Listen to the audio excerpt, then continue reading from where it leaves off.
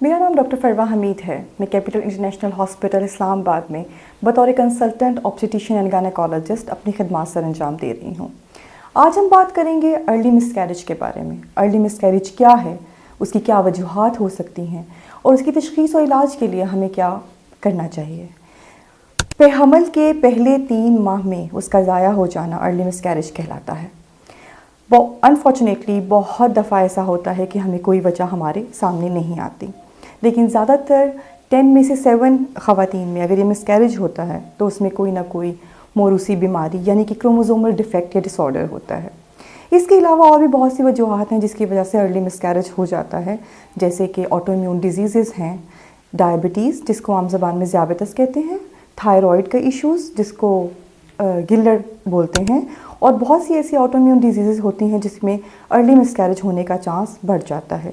इसके अलावा age factor एक बहुत इम्पॉर्टेंट है। जब भी कोई प्रेगनेंसी डिलेड एज में होती है, जैसे कि अगर 30 इयर्स की वुमेन है वो प्रेग्नेंट होती है, उसमें एटलीस्ट मिसकैरेज का चांस हार्डली 10 to 15% होता है। लेकिन अगर वही औरत 40 इयर्स में प्रेग्नेंट होती है तो उसमें मिसकैरेज का चांस बढ़कर 50% हो जाता है। अब मिसकैरेज की बहुत सारी वजूहात देखते हुए हमारे पास आता है कि ये पेशेंट्स कैसे प्रेजेंट करती हैं। दे विल प्रेजेंट विद ज़्यादातर वेजाइनल ब्लीडिंग के साथ होता है, किसी को स्पॉटिंग होती है और समटाइम्स कोई डायग्नोज नहीं होता ब्लीडिंग या स्पॉटिंग पे, लेकिन जब हम अल्ट्रासाउंड करते हैं तो अल्ट्रासाउंड पे बेबी की हार्ट एक्टिविटी नहीं मिलती, या फिर एम्प्टी सैक होता है जिसके अंदर फीटल पोल यानी कि बच्चा उसमें नज़र नहीं आता, जिसको हम मेडिकल लैंग्वेज में ब्लाइटेड ओवम कहते हैं। अब औरत के पास हमारे पास क्या क्या तरीके हैं कि कैसे इसको एड्रेस किया जाए। सबसे पहले है एक्सपेक्टेंट मैनेजमेंट। एक्सपेक्टेंट मैनेजमेंट का मतलब ये है कि औरत वेट करे एटलीस्ट 7 to 10 डेज़ के लिए कि उसको खुद ब खुद ब्लीडिंग या स्पॉटिंग स्टार्ट हो जाए। उसमें ऐसा होता है कि वो 50% उसमें सक्सेस रेट है इस चीज़ का, और ख़ुद ही से ब्लीडिंग या स्पॉटिंग शुरू होती है। लेकिन अगर आपको हेवी ब्लीडिंग होती है या फिर 2 से 3 हफ्ते गुजर जाते हैं और ब्लीडिंग होना शुरू ही नहीं होती, तो आपको अपने गायनेकोलॉजिस्ट से रब्ता करना चाहिए। सेकेंड हमारे पास ऑप्शन होती है मेडिकल ट्रीटमेंट। मेडिकल ट्रीटमेंट में हम वेजाइनल पेस्ट्रीज या वेजाइनल टैबलेट्स देते हैं, जिससे हल्की सी क्रैम्पी एब्डोमिनल पेन के साथ यूट्रस कॉन्ट्रैक्ट करती है, और वो जो प्रोडक्ट्स ऑफ कंसेप्शन हैं जो कि मिसकैरेज या एबॉर्ट कर चुके हैं उनको वो बाहर निकलना शुरू हो जाते हैं।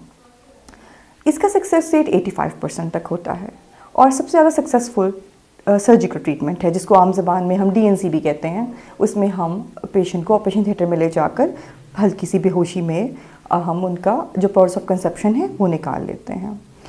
अब ये तो हो गए इसके ट्रीटमेंट ऑप्शंस, लेकिन इससे होता क्या है, सबसे इम्पॉर्टेंट प्रॉब्लम जो मैं चाहूँगी एड्रेस करना वो है साइकोलॉजिकल अपसेट या साइकोलॉजिकल स्ट्रेस, जो कि एक औरत फील करती है मिसकैरेज के साथ।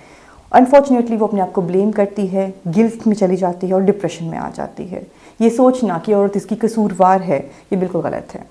Secondly I would like to say कि स्ट्रेस से सोचना कि मैंने स्ट्रेस ली थी, या समटाइम्स आई डिड एक्सरसाइज, या फिर मैंने हेवी कोई वर्कआउट किया था जिसकी वजह से मिसकैरेज हो गया, ये हाइपोथेटिकल बातें सारे मिसकंसेप्शंस हैं। ऐसा अभी तक कोई ऐसी रिसर्च नहीं आई कि जिसमें इसमें देखें कि इन चीज़ों की वजह से मिसकैरेज हो। थर्डली इम्पॉर्टेंट फैक्टर जिस पे मैं सबसे ज़्यादा स्ट्रेस करना चाहूँगी वो है प्री कंसेप्शन काउंसलिंग, यानी कि हामला औरतें हमारे पास उस वक्त तशरीफ़ लाती हैं जब वो प्रेग्नेंट हो चुकी होती हैं, या उनके प्रेगनेंसी के 3-4 महीने गुजर चुके होते हैं, वो कोई मेडिसिन नहीं ले रही होती, ना किसी गायनेकोलॉजिस्ट को दिखाया होता है, और उसके बाद हमारे पास अल्ट्रासाउंड के लिए प्रेगनेंसी कन्फर्मेशन के लिए आती हैं। मैं इस बात पर स्ट्रेस देना चाहूँगी कि प्री कंसेप्शन काउंसलिंग एक बहुत इम्पॉर्टेंट फैक्टर है। उसका मतलब ये है कि जब आप अपना हमल या प्रेगनेंसी प्लान करते हैं, एक कपल पहले अपने ऑब्स्टेट्रिशियन या गायनेकोलॉजिस्ट के पास आए, डिस्कस करें, अब उसकी इस तरह हिस्ट्री ली जाएगी, उसका एग्जामिनेशन होगा, इन्वेस्टिगेशंस जो उनकी गायनेकोलॉजिस्ट ज़रूरी समझेंगी वो एग्जामिनेशन और इन्वेस्टिगेशंस होंगी, और उसके बाद फाइनल ट्रीटमेंट डिसाइड किया जाएगा। फर्स्टली हम औरत को पहले से फॉलिक एसिड की ट्रीटमेंट स्टार्ट करवा देते हैं at least 3 months before planned pregnancy, ताकि आने वाले बेबी में न्यूरल ट्यूब डिफेक्ट्स ना हो। इसके अलावा अगर कोई ओबेस है या डायबिटीज़ का शिकार है तो हम 3 months पहले से ही ऐसा लाया हमल तैयार करते हैं कि कम मिसकैरेज के चांस कम से कम हों।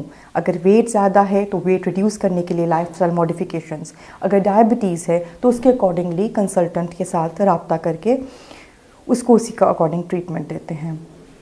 In the end, I would like to say you can book your appointments through Ola Doc or the number scrolling down. Thank you so much.